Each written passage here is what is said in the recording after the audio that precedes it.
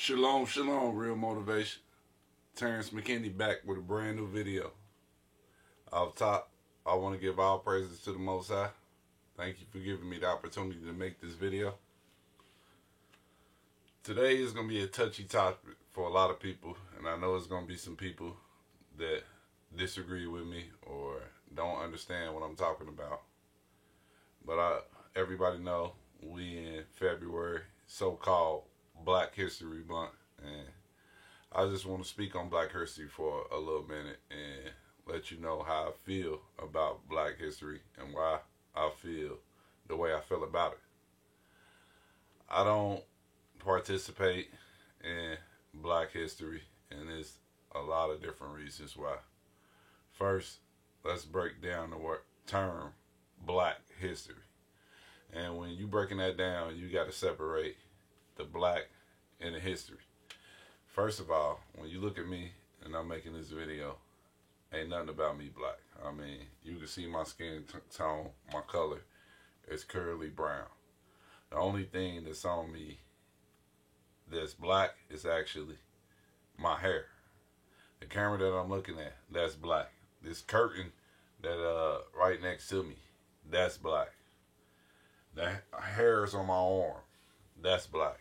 The pants that I got on, that's black. But when you look at my skin tone, ain't nothing about it black.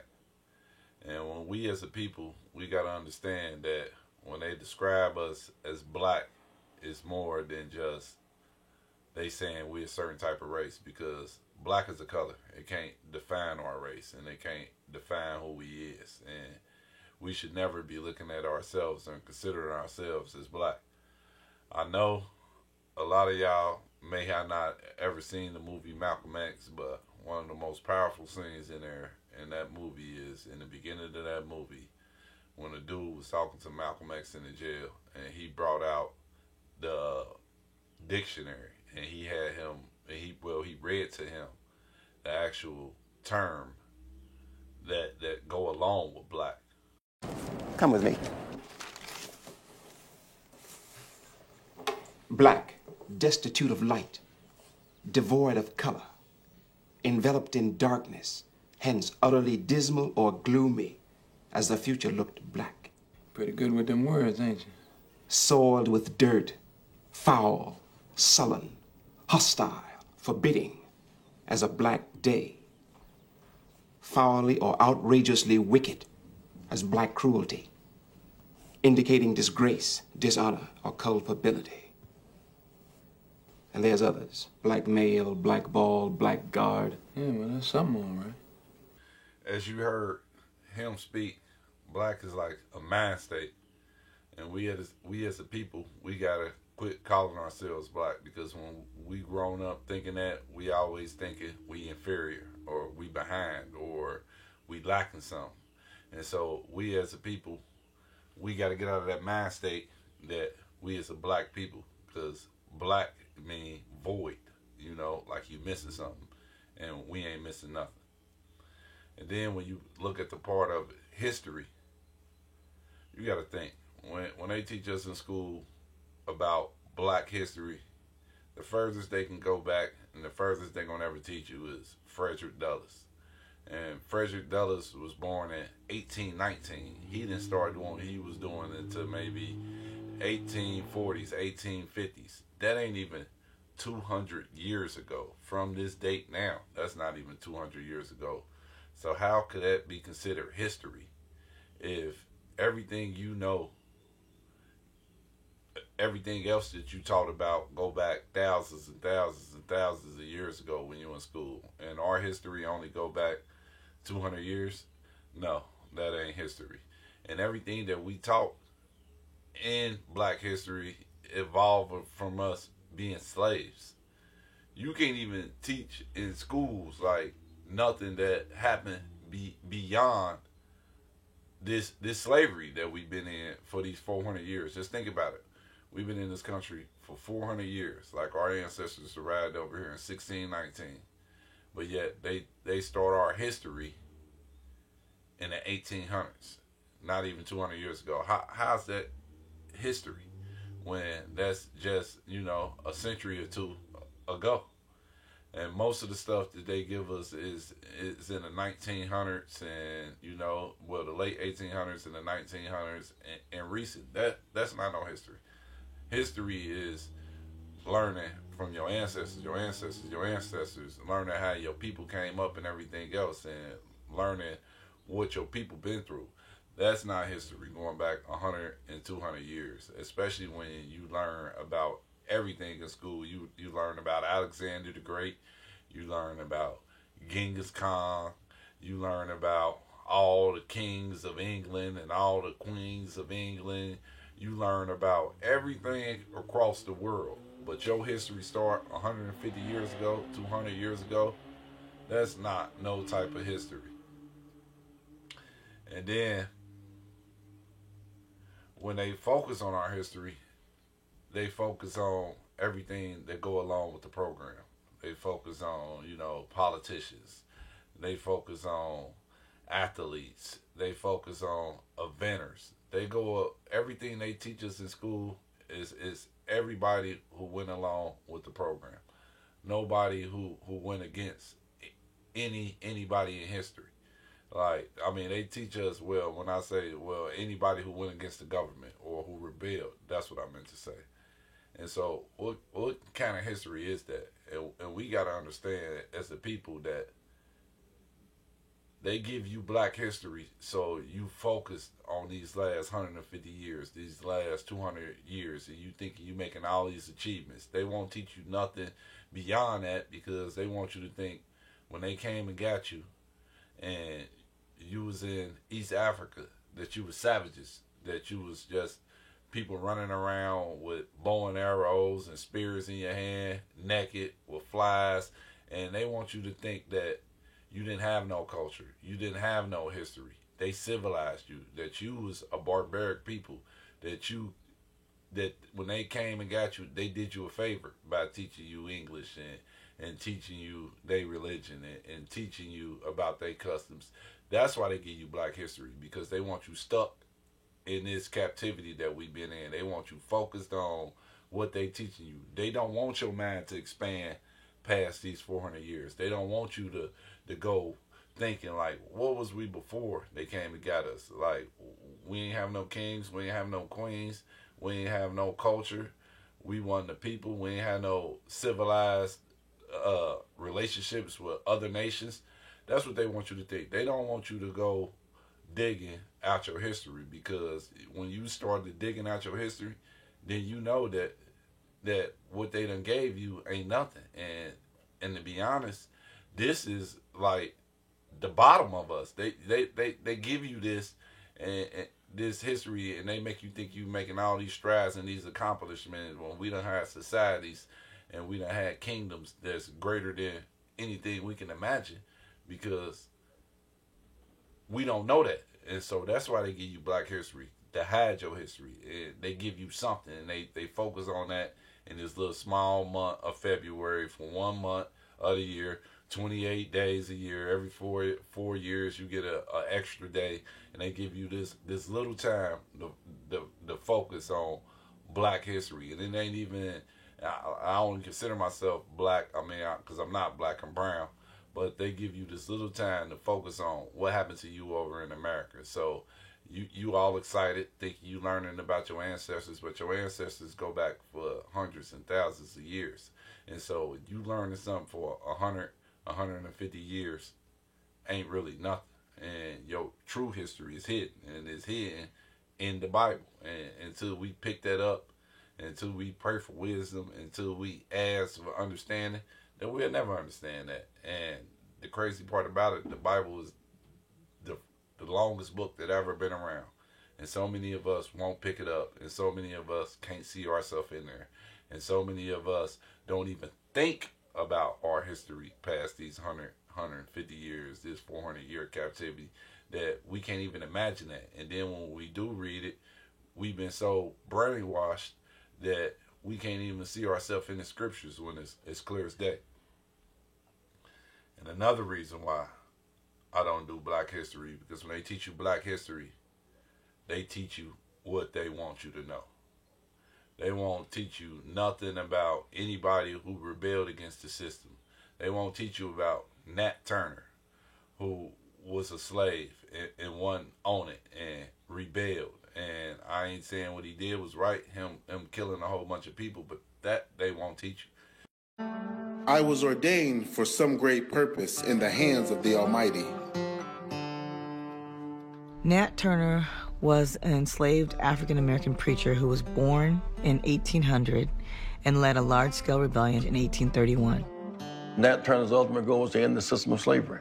So he chose violence as his only option. And that option, painful and bloody as it was, shook up the system. Nat Turner was a mind-blowing experience to white culture and changed the game in a fundamental way. They vowed before they started the revolt that they would kill every white person they saw. Men, women, and children. They were done being dehumanized, they were done being treated as property, and they just rebelled. The rebels followed kind of a zigzag path. They stopped at most of the houses along the way, killing the slaveholders and their families who they found there.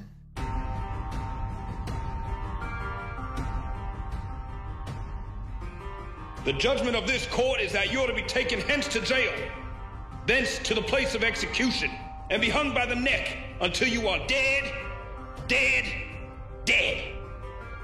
Lynching in America were spectator sports. It was spectator events. People came from miles around, and bodies were dismembered.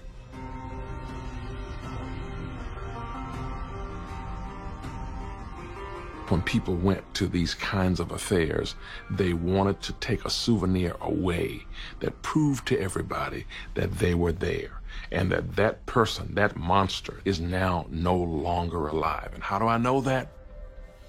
Because I've got a piece of his body right here.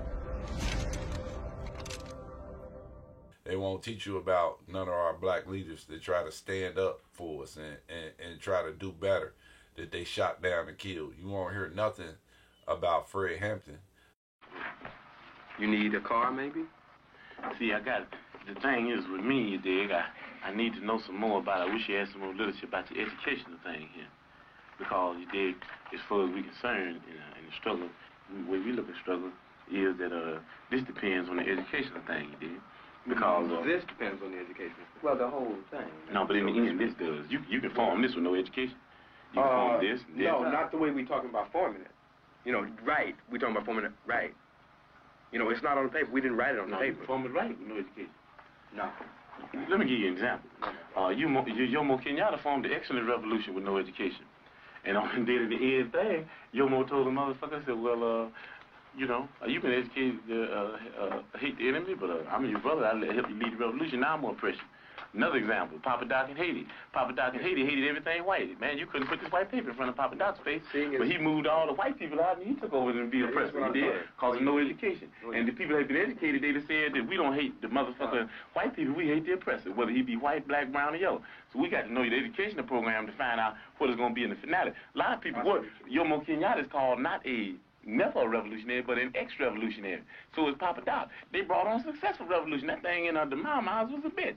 Bantu freedom fighters, all that kind of action. What we're saying is that it's the end. That you don't judge Castro now. You can't do it. Nobody in this room could judge whether Castro's going to be a revolutionary or not. You know what I mean?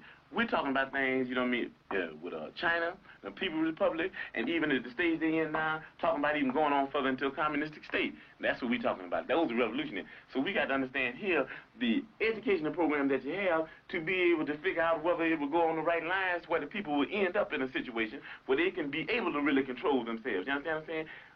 With no education, the people that take this local foundation and start stealing money because they won't be really educated to why it's the people's thing anyway. You understand what I'm saying? With no education, you have neo-colonialism instead of colonialism, like you got in Africa now, like you got in Haiti. So what we're talking about is there has to be an educational program. That's very important. As a matter of fact, it's so important for us that a person has to go through 6 weeks of our political education before he can consider himself a member of the party, able to even run down ideology for the party. Why? Because if they don't have an education, then they're nowhere. You dig what I'm saying? They're nowhere because they don't even know why they're doing what they're doing. You might get people caught up in the emotionalist movement. You understand me? You might get them caught up in because they're poor and they want something. And then if they're not educated, they want more, and before you know it, they'll be capitalists, and before you know it, we have Negro imperialists. But they'll teach you Martin Luther King because Martin Luther King was peaceful. I ain't saying we got arms and we got guns and we can ever go to war with the government because that's stupid. The only thing that's going to do is lead to a genocide of our race, and we'll be getting killed off even faster if we ever try to go to war with the government. But that stuff, they won't teach you. They won't teach you about the towns and the cities that we had flourishing that got burnt down. They don't teach you about the Ku Klux Klan killing all our people, and they think they'll let you think that slavery ended in 1865, but it didn't. I mean, yeah, that's when the law was signed. The law was signed, and you know, the North and the South went to war, but the slavery still didn't stop. I'm gonna read some of the massacres, you know, that they don't teach you in school about what they did to some of our people. And of course, I'm gonna post it up so you can read along with me. But I'm just gonna start with some of the massacres, and I'm gonna start from the beginning.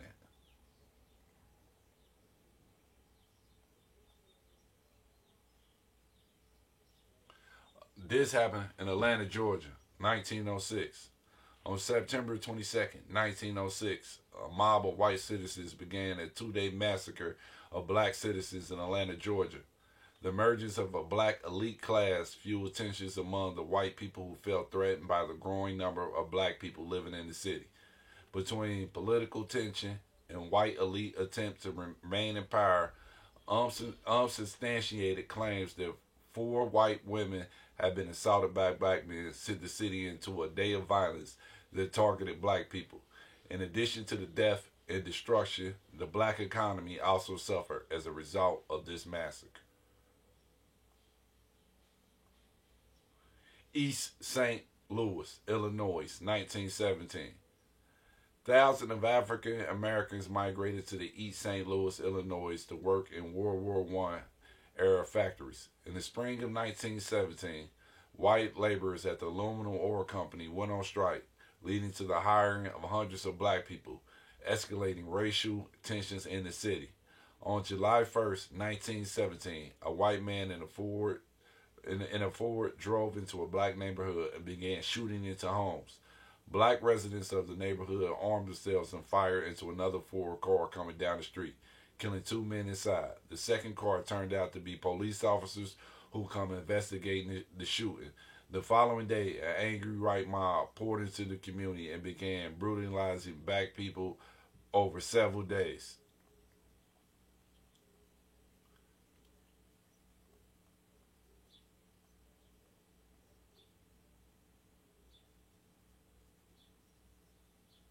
Washington, D.C., 1919.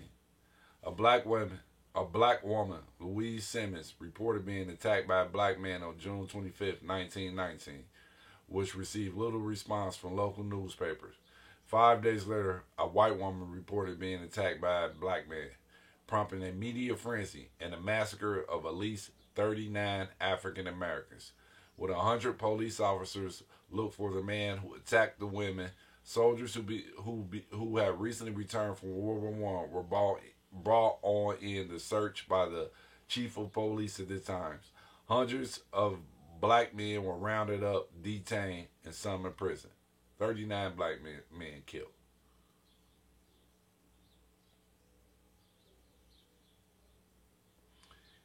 Elaine, Arkansas, 1919, same year. Out of a fear of what black people organizing could do, a white mob in Elaine, Arkansas fired shots into a church where a group of black farmers were meeting. The farmers inside returned fire, and in a gunfight, a white man was killed. The white man spread rumors that the group of black men were spearheading an insurrection, prompting the governor to deploy soldiers to kill any Negro who refused to surrender immediately. The soldiers went beyond their orders, and at least 200 black people were killed. An unofficial count of the number of black people killed during the massacre was never recorded. In the chaos of the soldiers and mob, 5 white people died, which led to black men going on trial. and a Supreme Court decision was paved the way for due process rights.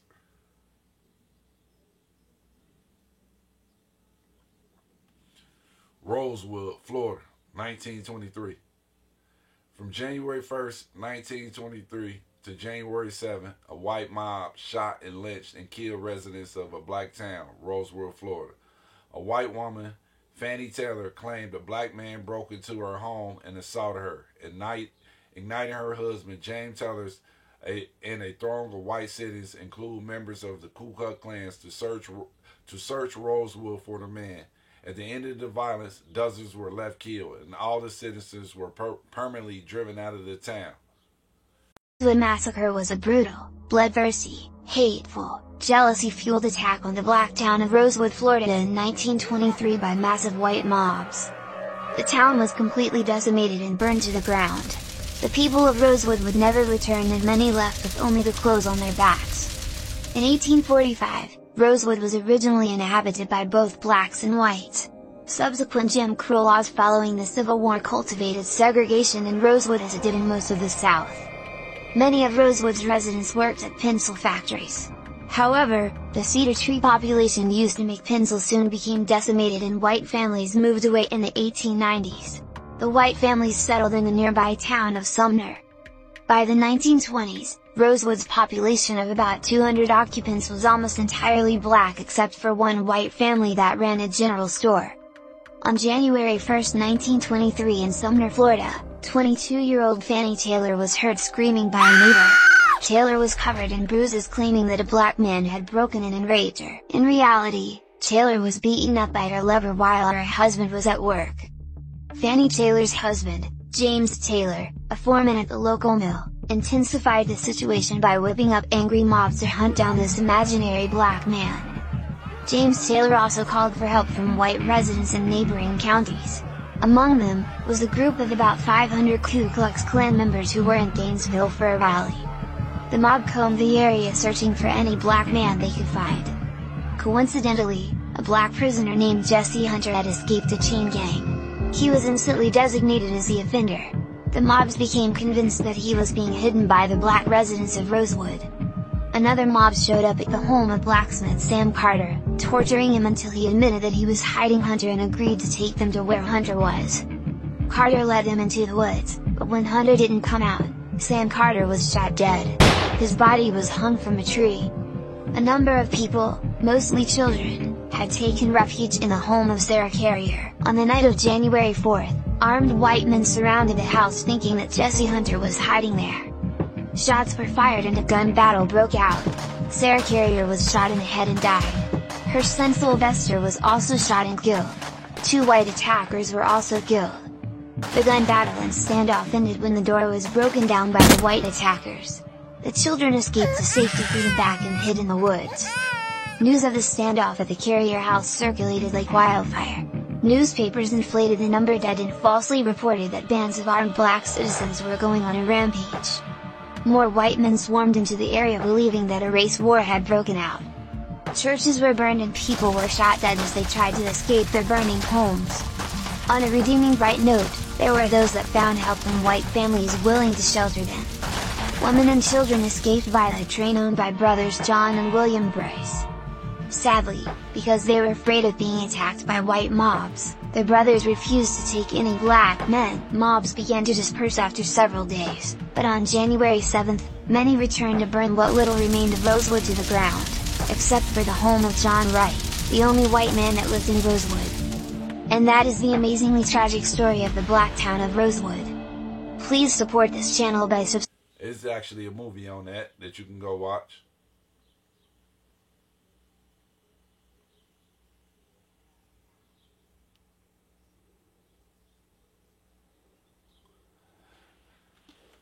Also, I think it was either I might be mistaken, 1921, 1923. I don't got the notes for this one because it's Black Wall Street. And that happened in Oklahoma. And that's where they burned a thriving black town down. It was called Black Wall Street. I mean, it is where black people was communicating. I mean, not just communicate. They had a nice setup going. They had a nice city flourishing. And that whole city got burnt down, and hundreds of people got killed and murdered. They don't even know the correct death toll or how many black people got killed in Black Wall Street, but they literally burned it down. Residents, community officials, and civil rights leaders spent this day in Tulsa, Oklahoma, marking the 100th anniversary of the race massacre in the city's Greenwood district. That neighborhood, once among the most prosperous for Black Americans, was known as Black Wall Street. White mobs killed many Black residents and left the neighborhood in smoldering ruins. Today, there was a soil dedication attended by the last remaining survivors to remember those who were killed. And throughout the weekend, there have been parades, calls for reparations, celebrations, and special church services. For many years, the massacre was less recognized in Oklahoma and nationally, but that has changed. We're going to look at the legacy tonight, beginning with an excerpt from a special documentary airing on PBS. And then Yamiche Alcindor has a conversation with an activist. Let's start with the history detailed in Tulsa, the Fire and the Forgotten, narrated by Michelle Martin. Throughout the mayhem, thousands of Black Tulsans were rounded up and confined to fairgrounds and ball fields. The National Guard imposed martial law on June 1st. Thereafter, Black citizens were required to carry identity cards. The rampage lasted an estimated 16 hours. It ended on the evening of June 1st with more than 35 square blocks of the district destroyed. 10,000 Black people were left homeless and destitute. Hundreds were injured. The precise number of dead is unknown. Estimates range from 39 to 300. After the massacre, hundreds fled to towns around Tulsa or to other states. We also know that there were those who were murdered and buried in mass graves. The third group were those who were taken and put into internment camps. So this is what happened to the Black community, and one has to stop and think what that means. The devastation of losing your home, your business, family members, and then to walk out of these internment camps and have to rebuild. It's unclear as to whether or not we'll ever know the identities of the perpetrators, but let's remember, when we talk about the direct perpetrators, we're talking about thousands of folks, a large segment of the white male population in the community. We know through ancillary evidence that parts of the leadership of the community were at least complicit in what happened. We know, for example, that the Tulsa Tribune, the daily afternoon newspaper, published a series of incendiary articles and editorials that really fomented hostility in the white community against the Black community.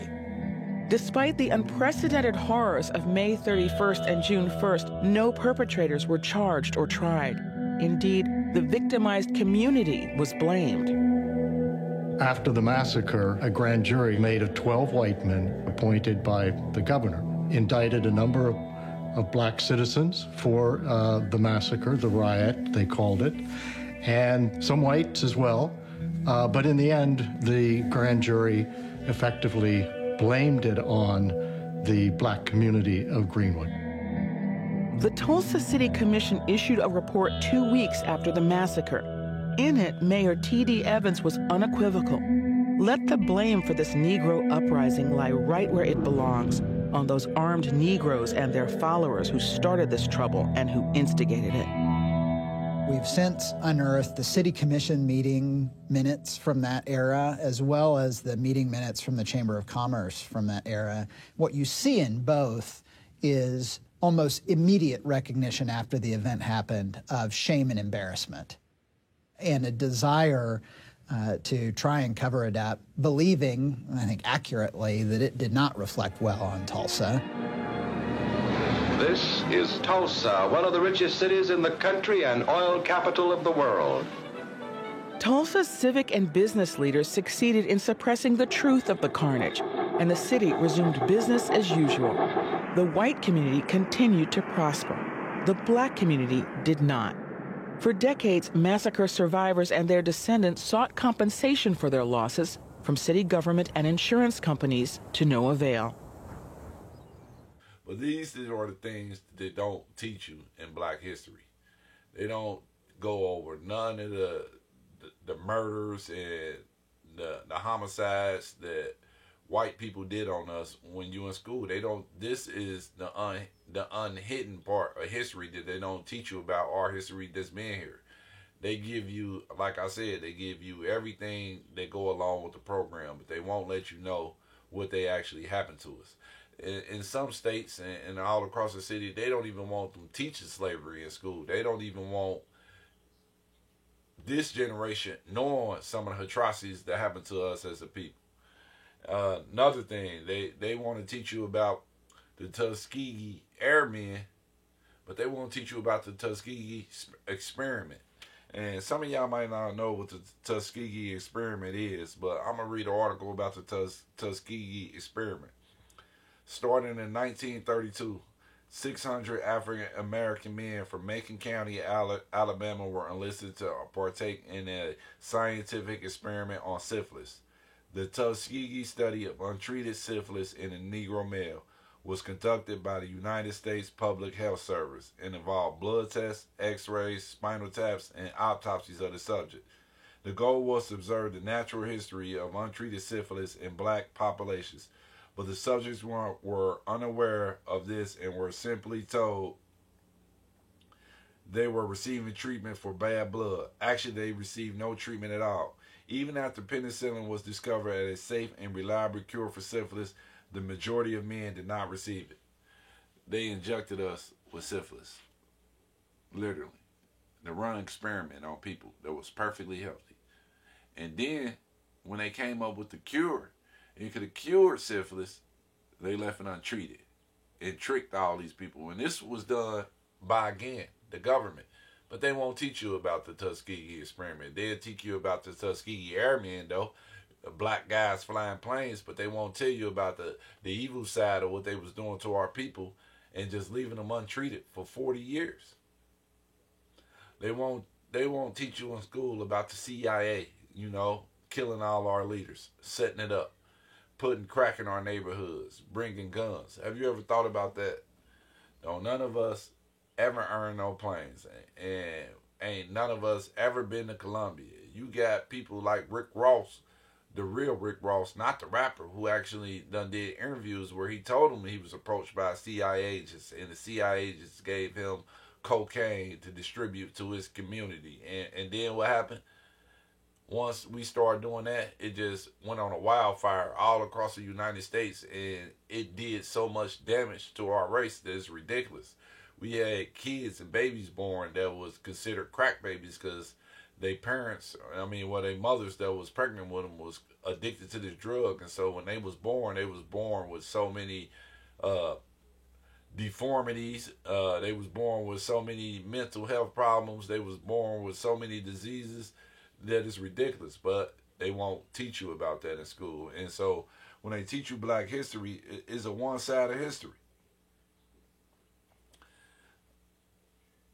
They don't teach you about blackface in school. They don't teach you about the history of blackface and how we was portrayed in films. Like, you can go look up blackface, and this ain't something now they'll try to cancel you for doing it. But, you know, in the 1920s and the 1930s, you had shows like movies depicting us in movies as black faces. And when you watch some of that stuff, it's so appalling because they made it seem like we were so stupid.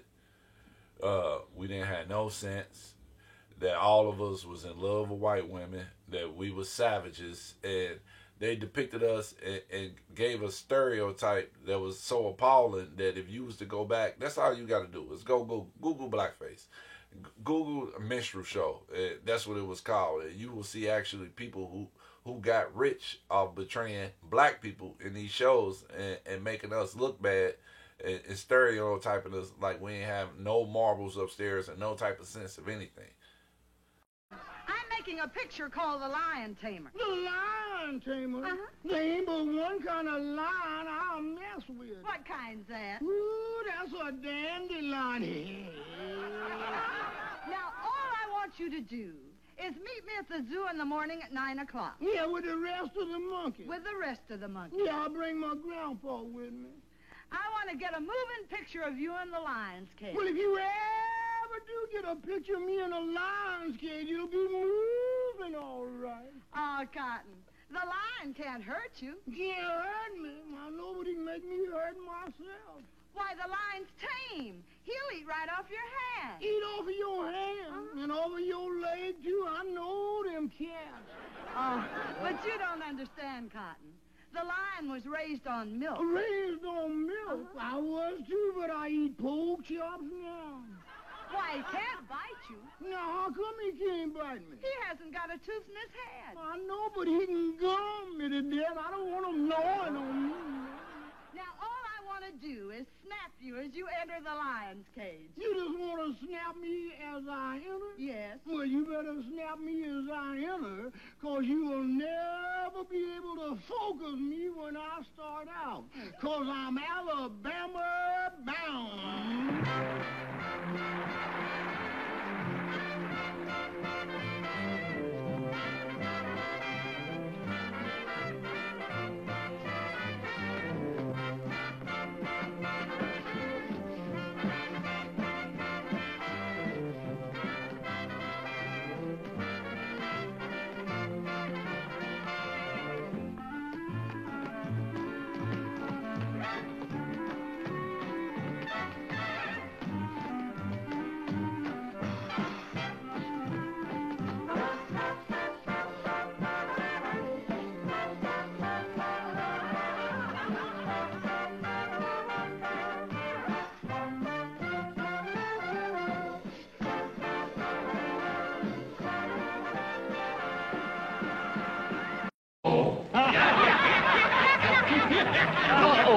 Now you is done it. Who that's sitting in that chair? Who that sitting in that chair? I say who that's who. Who's you? I's Edwin P. Christie. That's who. You's Edwin, Mr. Christie. I just brushing off your hat, sir, that's all. Just brushing off your hat, sir. Step back!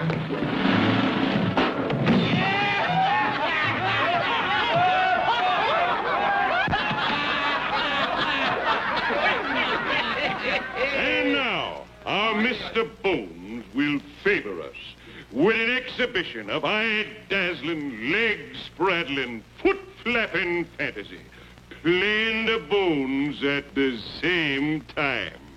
Mr. Glenn Turnbull, please the people.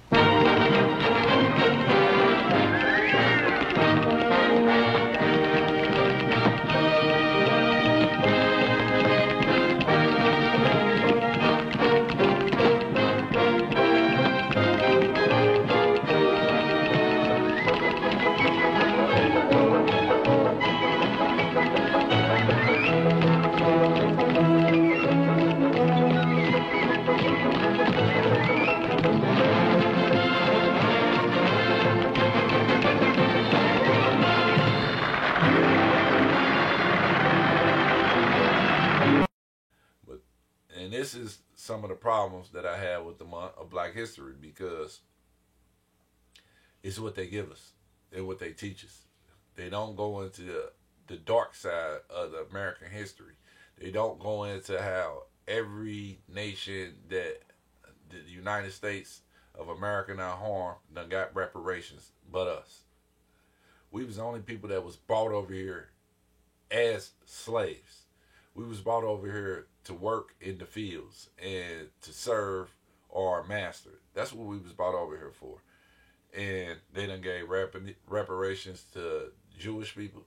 They done gave reparations to the American Indians. They done gave reparations to the Japanese. And the people who done got the most harm and always been at the bottom, no reparations. And they won't teach you about that in school. They won't teach you about how now that we think we in positions of power, that it ain't no power really. We ain't in no positions of power. You just look at the news or any given week and you can see that anytime anybody that's the same skin tone as me and you, whoever watching this video, go speak out, they get shut down. They get canceled. They ain't allowed to do this. They ain't allowed to do that. Kyrie Irving posted something about a book that he was reading, and they ostracized him. But you ain't hearing nothing about them saying nothing about Jeff Bezos, the billionaire who owned the whole platform. He got no heat. They sent a couple of letters to him, and guess what? He's still selling that book. And you know why he's still selling that book? Because he making a killing off that book, and hundreds of people was buying it. But you didn't hear no smoke about Jeff Bezos. The same thing with Kyrie when he ain't want to get a vaccine. They murdered him and crucified him in the media. But yet Aaron Rodgers, another sports player, lied about getting a vaccine. And it wasn't the same type of scrutiny for him. Nothing happened to him. It was just basically swept under the rug. You ain't hearing none of that. And yet we in the positions where we making these millions of dollars, and we making and people always look like, oh, these athletes making a whole bunch of money. No, we making these owners a whole bunch of money. Yeah, they getting millions, but look at these owners who getting billions. We play football, we play basketball, we play baseball, but we don't own nothing. You don't have no owners that look like me and you. The only owner that I can think of off the top of my head that look like me and you is Michael Jordan. That's a minority. That's an anomaly almost, because in all those three sports, I can think of one owner that look like me and you. But yet we make all these people all this money, because when you tune in to watch TV, who you see, the majority of the people look just like me and you. And that's the same thing with the music industry, and that's the same thing with the movies and everything else. When you turn on TV today, our highest paid actors, or our highest paid, or most known actors, or most known musicians, or most known anything in entertainment, somebody look like me and you. But yet we don't own no record labels. We don't own no movie theaters. Not movie theaters, but we don't own no production companies. We don't own the people. We ain't producers. We ain't producing our own movies. We ain't doing none of that. We get owned as a people, and yet we have no power. And so when this month come around to me is really like a joke. Like, I used to be in the dark a long time ago. I used to celebrate it. I used to feel good when February came around.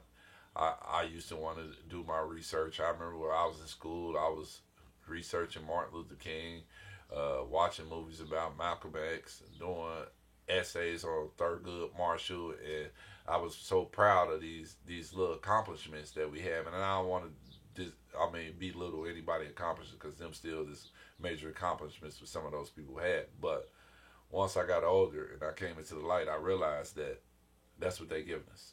That's they teaching us what they want us to know. They ain't showing none of the dark side of the history. All of the stuff that they did to us to keep us down, and all the persecution, that never get mentioned. You never hear about it. That don't come up in the classroom. That ain't being taught. But yet, I don't want to say nothing about no disrespect to the Jewish people, but you taught about the Holocaust. You taught what happened to all those millions of people that died over there in Germany. But yet, you don't understand how many more millions and millions of people died in America from the slave trade. And we supposed to accept that? We supposed to just run with that? No, we shouldn't do that. Because you're not taught that. You're not taught about how many slaves was actually killed on the journey over here, that was threw off the boat or died just from the living conditions. You're not taught that the slave ships was crazy. You got somebody over on top of you peeing on you, and you stacked and stacked and stacked in this boat, in the bottom of a boat, like literally like a can of sardines. That's the stuff you're not taught. And so, again, when it comes to Black history, it's hard for me to even acknowledge the month. It's hard for me to partake in any of it. When I hear something on the radio, I turn it off, because our history is not just contained to this 400-year captivity, or our history don't start in the 1800s by a couple of abolitionists. our history is way deeper than that and way richer than that. And to we as people stand up and start searching out things and start doing our own due diligence and start seeing how we was really treated and see the dark history, then we ain't gonna never realize nothing. And so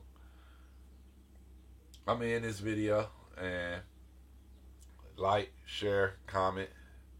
And I hope that a lot of y'all out there do y'all research. If you don't agree with what I'm saying, I hope that you pick up a book, you go on the internet, and you start researching your real heritage, because your heritage is a lot deeper. You should never be happy to celebrate your heritage for a month. Your heritage should be taught just like everybody else's heritage is taught. And until you do the due diligence and search out for yourself, then you ain't gonna never understand. Shalom, real motivation.